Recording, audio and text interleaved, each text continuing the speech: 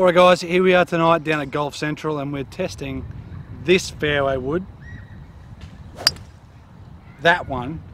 That is a little draw. Exactly, is the Wilson, and it's actually set up for a draw. So is it? Yeah. Yeah, you can see the weights in the heel. Oh, I didn't even take any notes. I should have had a look at it before I hit it. So this is the Wilson C300 Fairway wood, new to the range.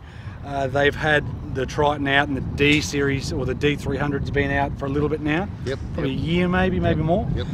So this is the crossover, I suppose. This is the slightly smaller head than the D series. Yep. But a bigger head than the F series or the better players clubs. Yep. So the F5 was the last F driver, wasn't it?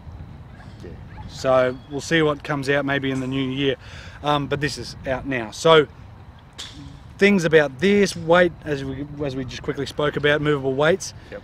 I love that weighting system. It's toe, heel, and back, and pretty much, and the different colours stand for different, size weights, and you just move around. Correct. Yeah. So blacks are 6 grams. I think so. And then you've got white, I think, in the drive, which is 2 or 1. I think the Triton didn't have a white one. I think it was black and then all the colours would mean. I'm pretty sure the blacks are 6. Yep. They've also got power holes now. Yep. All it really is a dead set cut through. So if those little holes, as you can see in the close-up, or those little rubbery bits weren't there, well then you'd be able to see through the whole head. Yep. So you've got 4 on the bottom, so you've got 3 on the dead set bottom and 1 in the toe. Yep. Then you've got 2 on the top. Yep. And I think that frames the ball quite good. I don't mind that, because when we move on to the hybrid, the 3 wood's very much the same. The 1 wood I don't notice it as much, but certainly with this I feel like you look down and it's nearly like a couple of lineups. It is. I mean, you've got the Wilson Staff logo in the middle, plus the 2 power holes either side.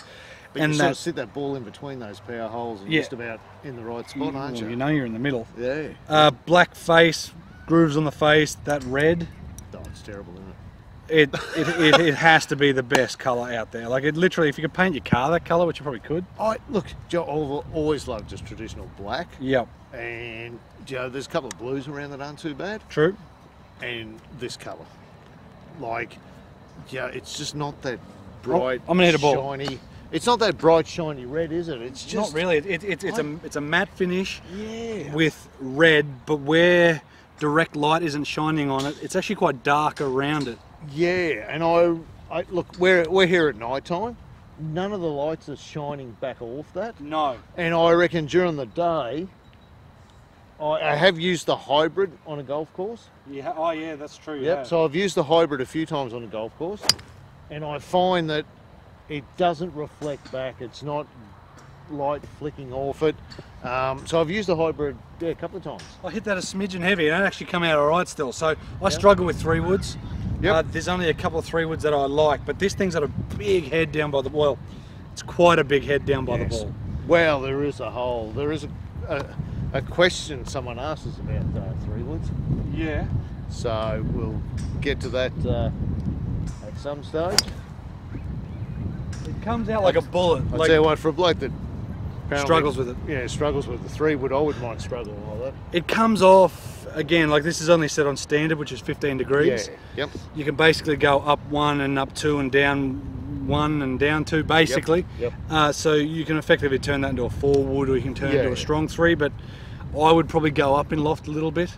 Yep. Just because it tends to come out. Because it's one of the other things we should say is, like, so we get the shafts that are stock shafts. Generally a stock shaft and stuff. So we both hit them. They may or may not necessarily suit us. Yeah. And that's the thing with our testing. Same thing with the weighting. We would move around to what we felt was sort of right for us. Yeah. But if you go to a shop, have a look. Correct. They'll look at it and go, yep, I normally draw the ball or slice the ball, whatever else. They'll move the weights around. They'll look at your swing, find the...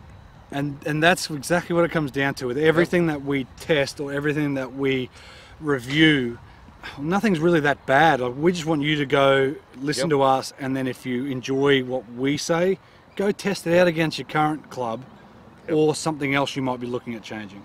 Yep. Look, I've had the same. I struggle a bit with 3 wood. When it's good, it's good. When it's bad, it's atrocious. So I haven't changed my 3 wood for a long time.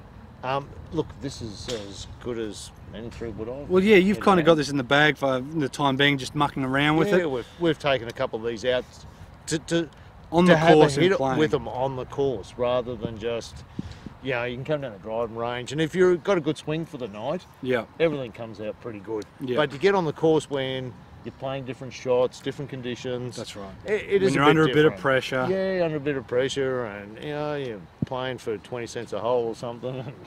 Exactly right. But- And then the face is 455 Carpenter steel.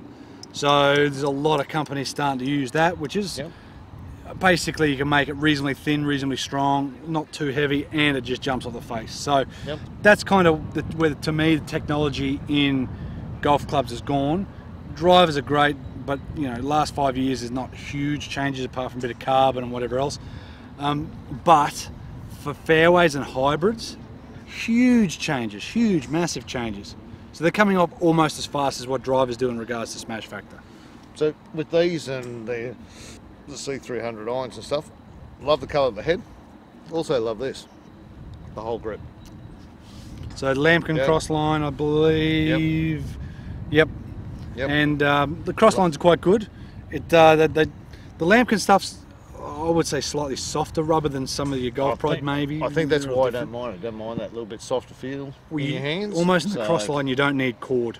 Yep. So if you do have cord, well, that actually has got plenty of traction to I it. reckon that's a really good grip. Love a little red, the black and the white. It goes with everything, doesn't it? Beautiful. Black, Yep. white, red. Yep. And it matches all in well together. But yep, Very simple. I think it's very good. Yeah, Very look, good club. as a 3-wood goes, again, I don't hit them that great, and I haven't really found one that just jumps out at me. I probably wouldn't use that because I think off the deck where I feel like I'd hit it more often, the head's maybe a bit big for me and the way I would like to use it. Off a tee, that'd be perfect one off the tee because it's a decent sized head, Yep. plenty of forgiveness, or at least confidence over the ball. Yep. Good.